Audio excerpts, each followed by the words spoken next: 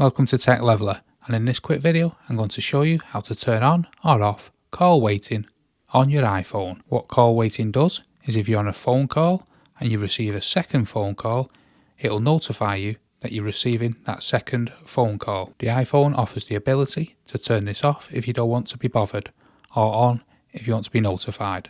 So to do that, let's first head over to the iPhone settings here on the iPhone home screen.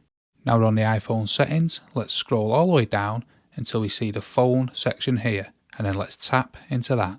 Now within the phone section, we can see here in the middle, call waiting. We want to tap into that, and you'll be greeted on the call waiting page with this single toggle. And as it's currently on here, green, whenever you get a phone call, whilst you're on a phone call, you will be notified. Now if we toggle it off, now if you get a phone call while you're on a phone call, you will not be notified. So that should let you set up the call waiting to however you wish. I hope you found that video helpful. If you did, smash the like, smash the subscribe, and thank you for watching.